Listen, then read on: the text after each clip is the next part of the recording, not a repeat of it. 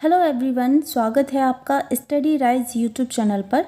तो जैसा कि आप जानते हैं हमारी यूपी लेखपाल की प्रैक्टिस सेट सीरीज चल रही है।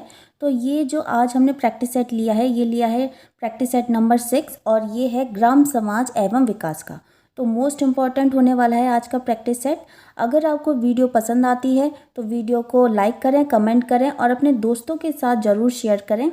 और जो लोग चैनल पर पहली बार आए हैं तो वो चैनल को सब्सक्राइब ज़रूर करें। तो चलिए फिर स्टार्ट करते हैं आज की वीडियो। तो हमारा जो पहला क्वेश्चन है ये लिया है हमने ग्रामीण समाज विकास एवं उसकी जानकारी। तो पहला क्वेश्चन है, वह राज्य सरकार जिसके द्वारा भूजल स्तर सुधार हेतु भूजल अधिनियम 2020 को स्वीकृति प्रदान की गई है, उत्तर प्रदेश, मध्य प्रदेश, राजस्थान या फिर हरियाणा। तो कौन से राज्य द्वारा स्वीकृति प्रदान की गई है? तो वह है हमारा उत्तर प्रदेश। कौन सा है? उत्तर प्रदेश। तो 11 फरवरी 2020 को जो हमारे राज्य के मुख्यमंत्री हैं योगी आदित्यनाथ जी की अध्यक्षता में उत्तर प्रदेश मंत्रिमंडल ने भूजल अधिनियम 2020 को मंजूरी दे दी है। ठीक है।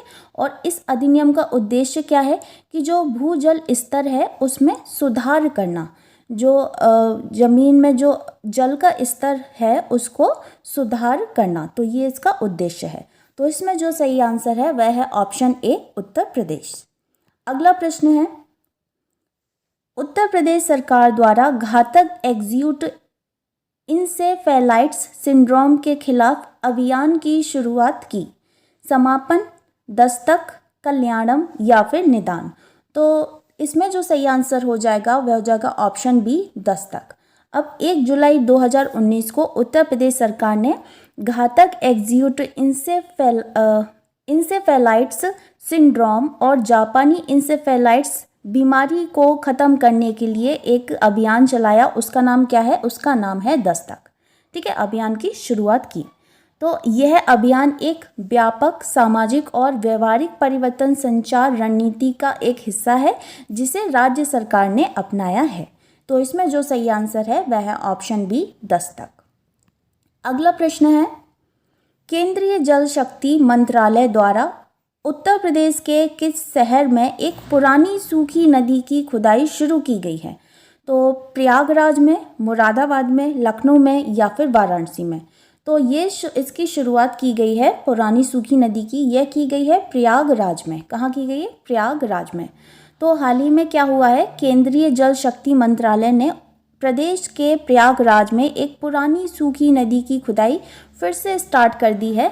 यह नदी गंगा और यमुना नदियों को आपस में जोड़ती थी। ठीक है, गंगा और यमुना नदियों को आपस में जोड़ती थी। और जो इसकी लंबाई, जो इसकी चौड़ाई है वह है 4 किलोमीटर और इसकी लंबाई है 45 किलोमीटर। ठीक, ये हो गया।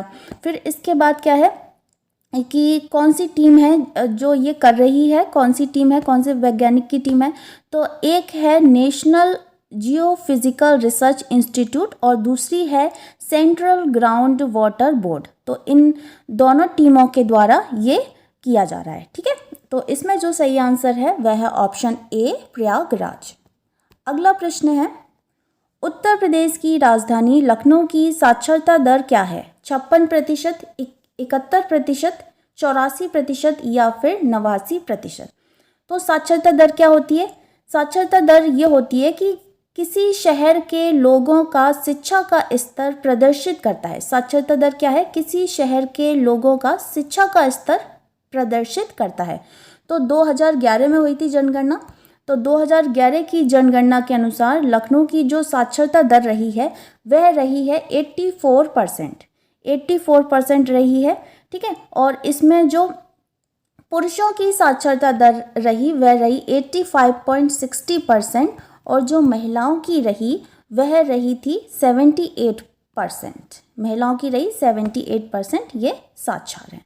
तो इसमें जो सही आंसर है वह है ऑप्शन सी, 84%। अगला प्रश्न है, उत्तर प्रदेश में वह कौन सा एकमात्र क्षेत्र है जहां तांबा पाया जाता है? बांदा, मिर्ज़ापुर, ललितपुर या फिर बुलंदशहर। तो ललितपुर जिला उत्तर प्रदेश का एकमात्र ऐसा जिला है जहां तांबा पाया जाता है। यहाँ आग्नेय चट्टान व परतदार चट्टान में तांबा पाया जाता है। यहाँ 4.5% तक तांबा पाया जाता है और यहाँ यूरेनियम भी पाया जाता है। ठीक है, तो इसमें जो सही आंसर है वह है option C, Lalitpur.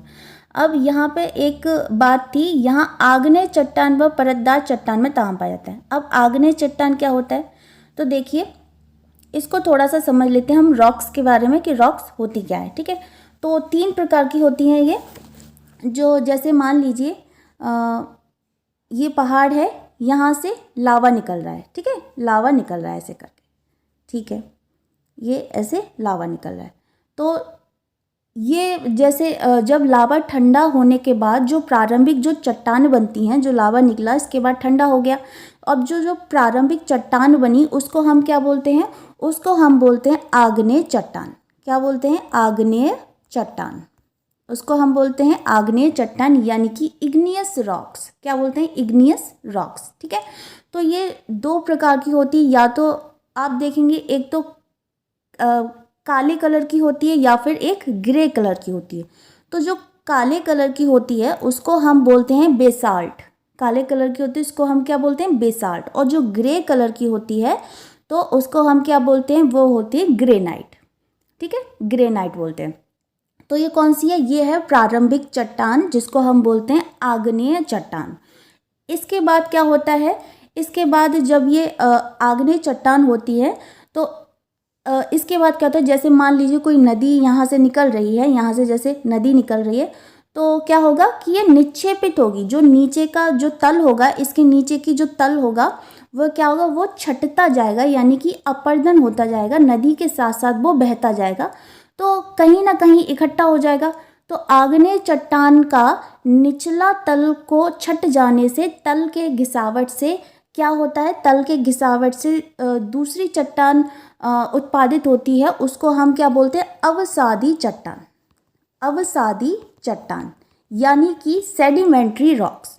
Sedimentary rocks. ठीक है, अवसादी चट्टान यानी कि जो तल छटी, यानी कि यहाँ से छट छट के जब दूसरी जगह इकट्ठी हो गई, मान लीजिए यहाँ इकट्ठी हो गई, तो उसको हम क्या बोल रहे हैं, उसको हम बोल रहे हैं अवसादी चट्टान यानी कि सेडिमेंट्री रॉक्स। तो ये कौन सी हो गई, ये हो गई द्वितीय चट्टान। ये पहली थी, ये पहली थी कौन सी थी, आग्नेय चट्टान, ये पहली थी, और दूसरी है अवसादी चट्टान यानी कि सेडिमेंट्री रॉक्स। इसके एग्जाम्पल क्या हैं, जैसे कोयला हुआ, पेट्रोलियम हुई, और ईंधन हुए, जीवाश्म हुए, यानी कि जीवाश्म मतलब जीव के मरे हुए अंश, यानी जैसे पानी के साथ, नदी के साथ कुछ मतलब ऐसा भी तो होता है कि जीव मर के आ जाते हैं, जीव साथ में चले जाते हैं, मरे हुए उनके अंश आ जाते हैं साथ में, कहीं इकट्ठा हो रहे हैं, तो इसमें क्या है, जीवाश्म भी है, यानी कि जीव के मरे हुए अंश भी हैं, है ना। ये हो गया एग्जाम्पल इसके, और फॉसिल फ्यूल्स हो गए। तो ये हो गया, तो ये हो गई हमारी अवसादी चट्टान यानी कि सेडिमेंट्री रॉक्स। इसके बाद क्या हुआ बच्चों कि इसके बाद अवसादी चट्टान पर, जैसे मान लीजिए यहाँ पे हमने ताप डाला, दाव डाला, है ना, प्रेशर डाला हमने, और फिर इसके बाद क्या हुआ कि जो अवसादी चट्टान थी ये कन्वर्ट होके क्या हो गई, रूपांतरित चट्टान में बदल गई। रूपांतरित चट्टान में बदल गई। जब अवसादी चट्टानों पर हमने ताप डाला, दाव उस पर डाला, प्रेशर डाला, तो क्या हुआ, इसका चेंज हो गया, यानी इसका रूप बदल गया। किस में बदल गया, रूपांतरित चट्टान में बदल गया, है ना, रूपांतरित चट्टान में बदल गया। इसको हम और भी बोलते हैं जैसे कायांतरित चट्टान, रूपांतरित चट्टान या फिर कायांतरित चट्टान। तो इसमें इसका एग्जाम्पल क्या हो जाएगा, तो इसका एग्जाम्पल हो जाएगा जैसे संगमरमर। क्या हो जाएगा, संगमरमर। इसका एग्जाम्पल हो गया संगमरमर, यानी कि हमने इस पे दाव और ताप डाल के इसका रूप चेंज कर दिया, तो क्या हो गया, रूपांतरित चट्टान हो गया। ठीक है, तो ये था पूरा रॉक्स के बारे में। और इसमें एक और सवाल होता है कि जैसे पूछा जाता है कि सबसे मजबूत रॉक कौन सी होती है, सबसे मजबूत रॉक्स कौन सी होती है, आग्नेय चट्टान, अवसादी चट्टान या फिर रूपांतरित चट्टान। तो सबसे जो मजबूत रॉक होगी, जो चट्टान होगी, वह होगी रूपांतरित चट्टान। सबसे जो मजबूत रॉक्स होती है वह कौन सी होती है, रूपांतरित चट्टान होती है। ठीक है, तो उम्मीद करती हूँ ये आपको क्लियर हो गया होगा बहुत अच्छे से। तो हमारा क्वेश्चन था, ठीक है, उत्तर प्रदेश में वह कौन सा एकमात्र क्षेत्र है जहाँ तांबा पाया जाता है, तो वह है ललितपुर, यानी यहाँ तांबा भी पाया जाता है और एक और चीज़ पाई जाती है वह है यूरेनियम। तो इसमें सही आंसर है ऑप्शन सी। नेक्स्ट क्वेश्चन है, उत्तर प्रदेश में नींबू मुख्यतः कहाँ उगाया जाता है? सहारनपुर और मेरठ, फतेहपुर और प्रतापगढ़, लखनऊ और हरदोई, या फिर इलाहाबाद और वाराणसी। तो इसमें जो सही आंसर है वह है ऑप्शन ए, सहारनपुर और मेरठ। सहारनपुर और मेरठ। तो मेरठ व सहारनपुर पश्चिमी उत्तर प्रदेश के क्षेत्र हैं जहां मुख्यतः नींबू पाए जाते हैं। मेरठ किसके लिए और प्रसिद्ध है? तो मेरठ ये है खेल सामग्री के लिए भी प्रसिद्ध है। खेल सामग्री के लिए भी प्रसिद्ध है। यहाँ से देश विदेश के लिए भी खेल सामग्री निर्यात की जाती है ना, निर्यात की जाती है। इसमें सही आंसर है ऑप्शन ए। अगला प्रश्न है, निम्नलिखित में से कौन सी उपज न्यूनतम समर्थन मूल्य यानी कि एमएसपी के अंतर्गत नहीं आती? तो पहला है तंबाकू, कोपरा, सब्जी फल, या फिर पटनस। तो न्यूनतम समर्थन मूल्य की घोषणा की गई थी, यह की गई थी 1965 में, और किसके द्वारा की गई थी? तो ये की गई थी कृषि मूल्य आयोग ने की थी। इसके अंतर्गत रबी एवं खरीफ की फसल आती है। रबी एवं खरीफ की फसल आती है और न्यूनतम समर्थन मूल्य के अंतर्गत इसमें सब्जी और फल को नहीं रखा जाता। सब्जी और फल को नहीं रखा जाता, ठीक है। तो हमसे पूछा था कि कौन सी नहीं आती, तो सब्जी और फल नहीं आती। इसमें सही आंसर है ऑप्शन सी।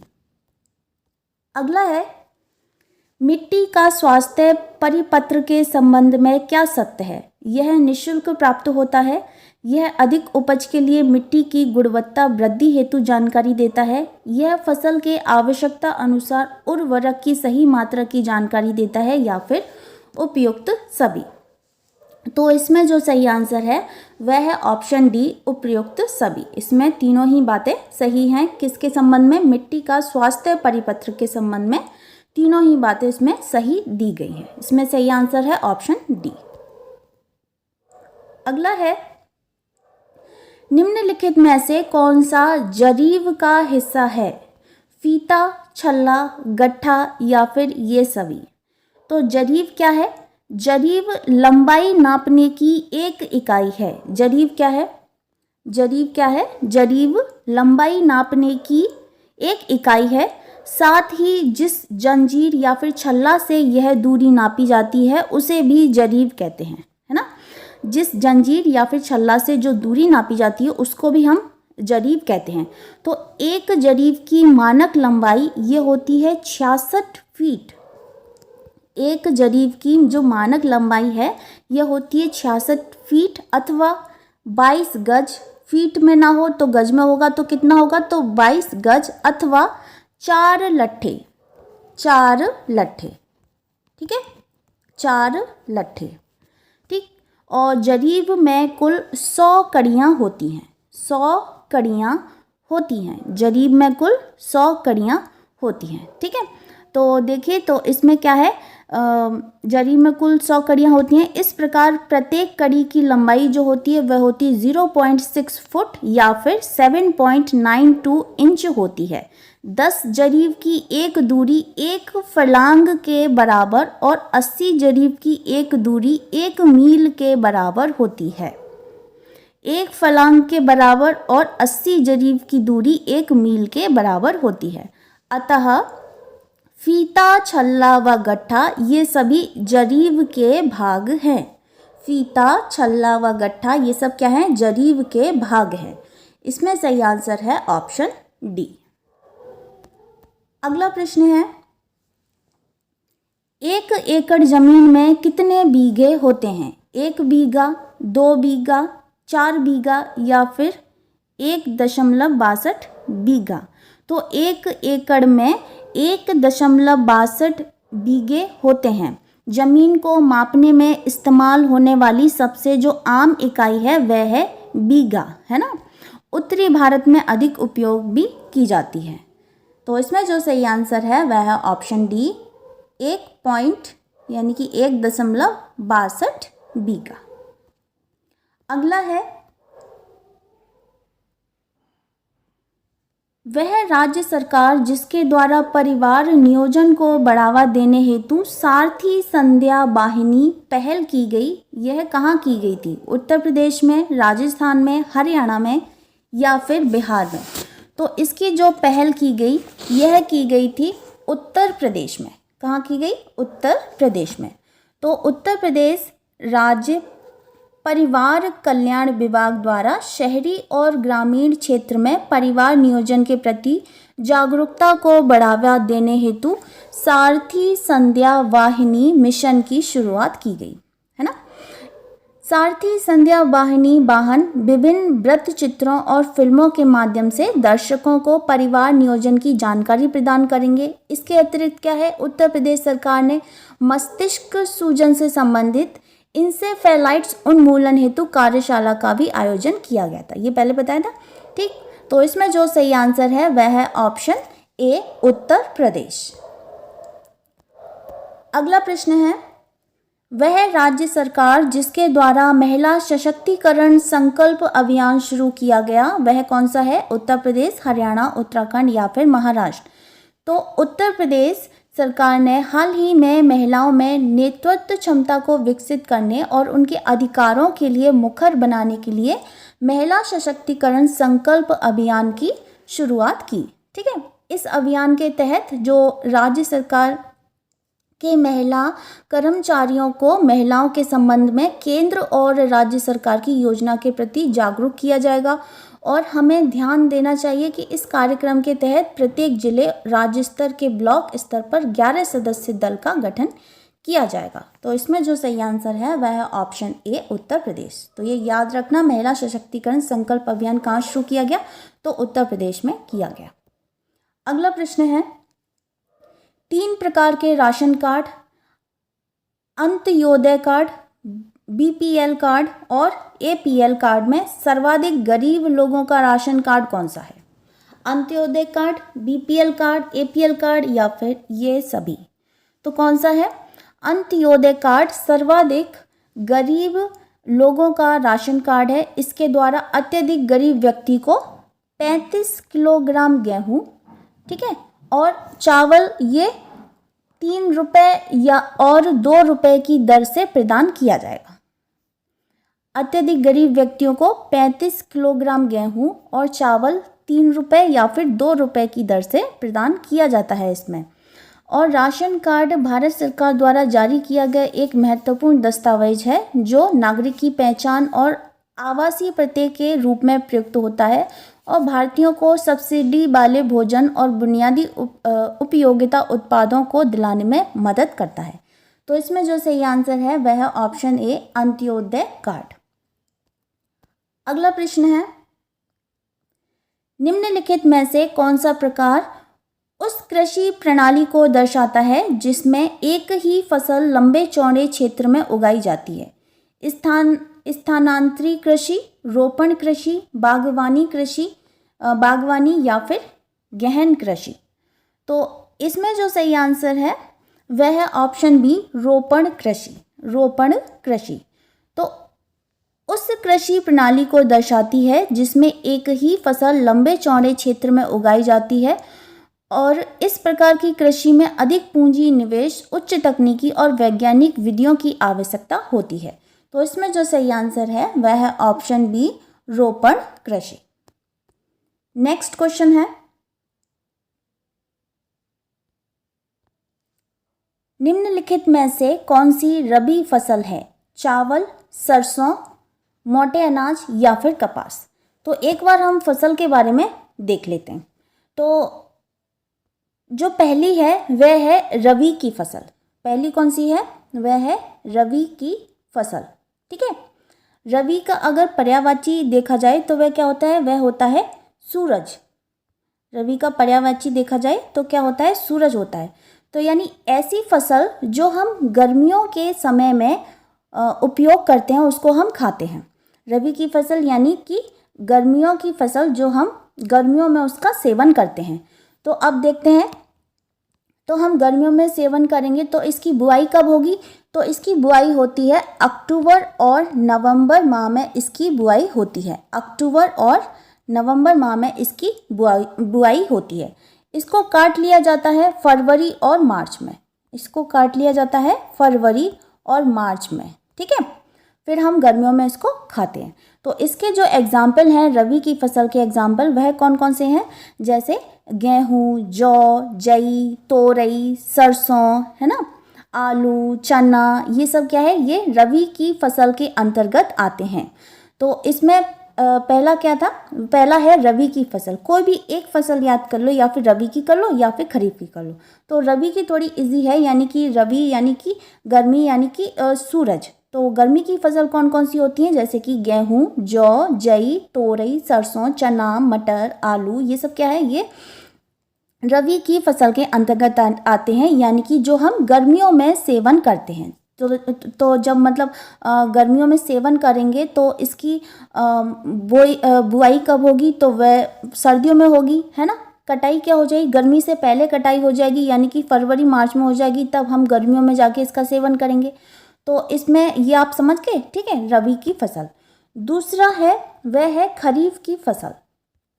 खरीफ की फसल, खरीफ की फसल यानी कि ये हम सर्दियों में इसका उपयोग करते हैं। रबी की वो हम गर्मी में कर रहे थे, खरीफ की ये क्या है? हम इसका उपयोग खाने में जो उपयोग करते हैं वह कब करते हैं? सर्दियों में करते हैं। तो जब सर्दियों में इसको खाएंगे तो इसकी बुआई कब होगी? तो इसकी बुआई होती है जून और जुलाई में। जून और जुलाई में इसकी बुआई होती है। गर्मियों में होती है, जून और जुलाई में इसकी बुआई होती है। और इसको अक्टूबर के आसपास इसको काट लिया जाता है ना। अक्टूबर के आसपास इसको काट लिया जाता है। फिर हम तभी तो इसका सेवन करेंगे सर्दियों में। तो इसके अंतर्गत क्या आ जाते हैं? जैसे एग्जाम्पल, जैसे धान हुआ, मक्का हुआ, ज्वार हुआ, बाजरा हुआ, है ना, मूंग, मूंगफली, गन्ना, सोयाबीन, उड़द, जूट, कपास, ये सब क्या है? ये है खरीफ की फसल। क्या है? खरीफ की फसल। धान, मक्का, ज्वार, बाजरा हम सर्दियों में खाते हैं, है ना। मूंग, मूंगफली, गन्ना, सोयाबीन, उड़द, जूट, कपास, तो ये सब क्या है? ये खरीफ की फसल हैं, जो कि हम सर्दियों में इनका यूज़ करते हैं, इनको खाते हैं, ठीक है। तो ये हो गई खरीफ की फसल। ये आपको समझ में आ गई होगी बिल्कुल। इसके बाद जो आती है वह आती है जायद। जायद की फसल, ये तो सबसे इजी है, इसमें कुछ नहीं है। गर्मियों में ही इसकी बुआई होती है और गर्मियों में ही इसको काट लिया जाता है। तो यानी जो भी पानी वाले जो फल हैं, जैसे कि तरबूज, ककड़ी, खीरा, है ना, खरबूजा, ये सब क्या है? ये सब जायद फसल के अंतर्गत आ जाते हैं, ठीक। तो ये आपको तीनों फसल समझ में आ गई होगी। तो अब चलते हैं अपने क्वेश्चन पर। हमसे पूछा था निम्नलिखित में से कौन सी रबी फसल है? चावल, सरसों, मोटे अनाज या फिर कपास। तो इसमें जो सही आंसर है वह है ऑप्शन बी, सरसों, है ना। कौन सी है? सरसों। सरसों रबी की फसल है। रबी की फसल की बुआई सामान्यतः अभी बताई थी अक्टूबर नवंबर के महीने में होती है। इसकी कटाई होती है फरवरी और मार्च में। और इन फसलों की बुआई के समय कम तापमान तथा पकते समय खुश्क और गर्म वातावरण की आवश्यकता होती है। तो इसमें जैसे और भी हैं, जैसे जौ, चना, मटर, गेहूँ, सरसों, मसूर, ये सब क्या है? रबी की फसलें हैं, ठीक। ये आपको बिल्कुल क्लियर हो गया होगा। तो इसमें जो सही आंसर है वह है ऑप्शन बी, सरसों। अगला प्रश्न है, उत्तर प्रदेश के तराई क्षेत्र में मुख्य रूप से उगाई जाने वाली सुगंधित चावल की किस्म का नाम बताई है। रोजमट्टा, सोना मसूरी, तृप्ति या फिर काला नमक। तो देखिए, तो इसमें जो सही आंसर है वह है ऑप्शन डी, काला नमक। जो काला नमक है यह एक धान की किस्म है जो मुख्य रूप से उत्तर प्रदेश के जो तराई क्षेत्र हैं उसमें उगाई जाती है ना। यह किस्म अच्छी गुणवत्ता वाले सुगंधित चावलों में से एक है। इसकी खेती देखी जाए तो बौद्ध काल से की जा रही है। बौद्ध काल यानी कि 600 ईसा पूर्व से इसकी खेती की जा रही है। इसकी खेती पूर्वी उत्तर प्रदेश के जो हिमालय जो तराई क्षेत्र हैं वहाँ पर इसको मुख्य रूप से इसकी खेती की जाती है, ठीक है। अब प्रदेश सरकार द्वारा एक जनपद एक योजना के तहत सिद्धार्थनगर जिले को काला नमक धान की खेती के लिए चयनित किया गया है। इंपॉर्टेंट लाइन है, क्या है? प्रदेश सरकार द्वारा एक जनपद एक योजना के तहत सिद्धार्थनगर जिले को काला नमक धान की खेती के लिए चयनित किया गया है। तो इसमें जो सही आंसर है वह है ऑप्शन डी, काला नमक। अगला प्रश्न है, निम्नलिखित में से उत्तर प्रदेश के किस शहर में लकड़ी से बने ताल बाद ढोलक बनाने की 300 छोटी इकाइयां हैं?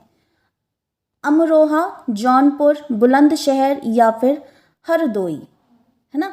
तो इसमें जो सही आंसर है वह है ऑप्शन ए, अमरोहा। वह है अमरोहा।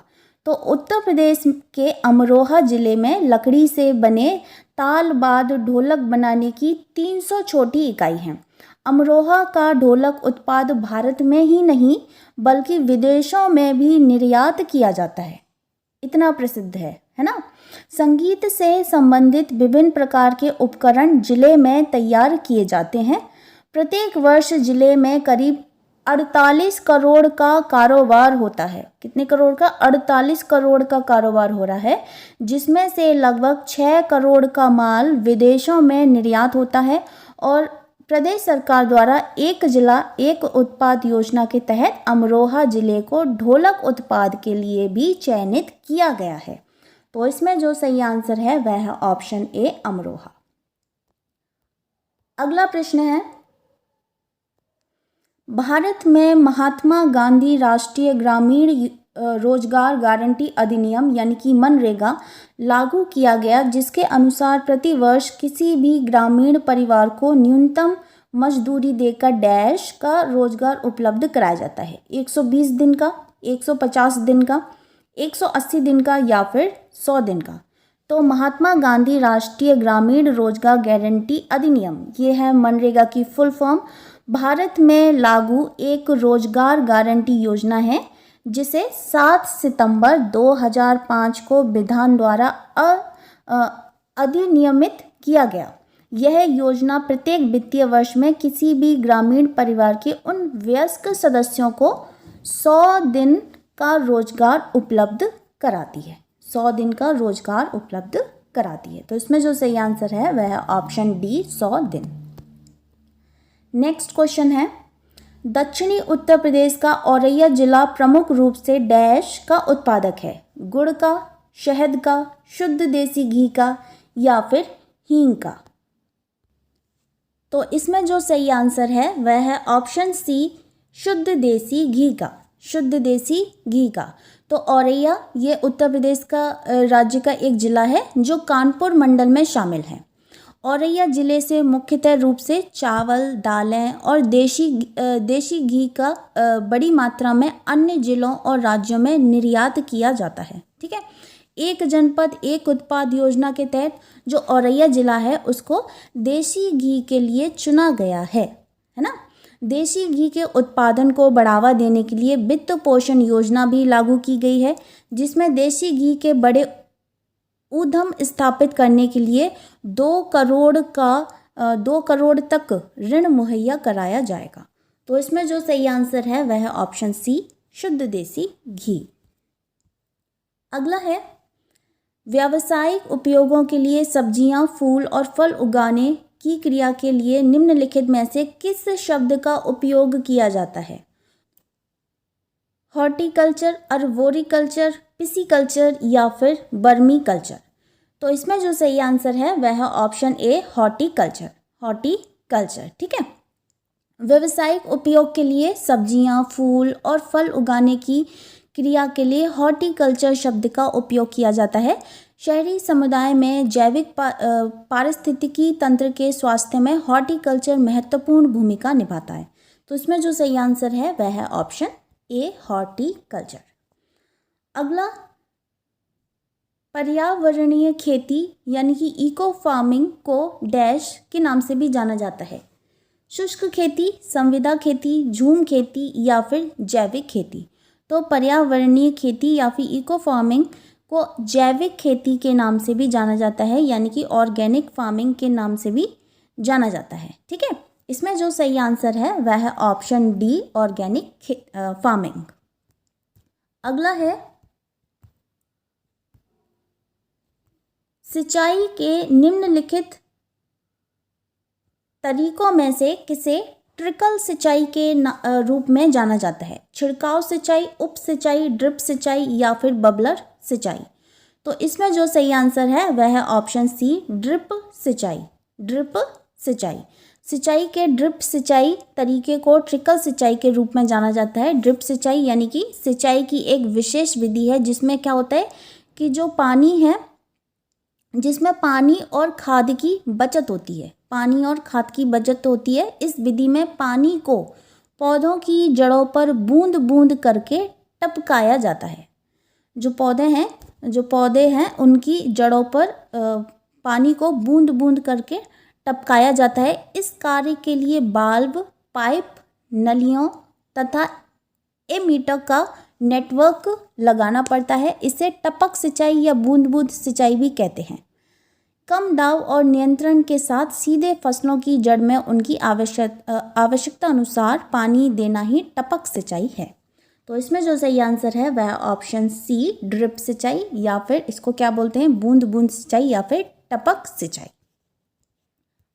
अगला है, हाल ही में डेफ एक्सपो 2020 का 11वां संस्करण उत्तर प्रदेश में कहाँ आयोजित हुआ? लखनऊ, कानपुर, मेरठ या फिर गोरखपुर? तो ये हुआ था लखनऊ में। कहाँ हुआ था? लखनऊ में। तो इसका जो सही आंसर है वह है ऑप्शन ए। नेक्स्ट क्वेश्चन, हाल ही में उत्तर प्रदेश में एलिक्रामा 2020 का उद्घाटन किसने किया? योगी आदित्यनाथ, प्रकाश जावड़ेकर, नरेंद्र मोदी या फिर इनमें से कोई नहीं? तो केंद्रीय भारी उद्योग मंत्री वह हैं प्रकाश जावड़ेकर ने ग्रेटर नोएडा उत्तर प्रदेश में एलिक्रामा 2020 का उद्घाटन किया। तो इसमें जो सही आंसर है वह है ऑप्शन बी, प्रकाश जावड़ेकर। अगला प्रश्न है, उत्तर प्रदेश में किस पंचवर्षीय योजना में कृषि विकास का सर्वोच्च प्राथमिकता दी गई है? 9वीं, 10वीं, 11वीं या फिर 12वीं? तो उत्तर प्रदेश में 10वीं पंचवर्षीय योजना में कृषि विकास को सर्वोच्च प्राथमिकता दी गई है। 10वीं पंचवर्षीय योजना का काल कितना रहा? तो ये रहा था 2002 से 2007 तक। 2002 से 2007 तक इसका काल रहा और इस योजना में आर्थिक वृद्धि दर का लक्ष्य था वह था 7.6%। 7.6% था, परंतु प्राप्ति यह 5.2% की हुई, जो लक्ष्य से कम थी। लक्ष्य रखा गया था इतना, लेकिन हमें प्राप्ति कितनी हुई? ये हुई थी 5.2%। तो इसमें जो सही आंसर है वह है ऑप्शन बी, 10वीं पंचवर्षीय योजना में। तो ये थी आज की वीडियो। उम्मीद करती हूँ आपको पसंद आई होगी। मिलते हैं फिर नेक्स्ट बहुत जल्द एक नई वीडियो में। तब तक के लिए अपना ख्याल रखिए और पढ़ते रहिए। Thank you so much.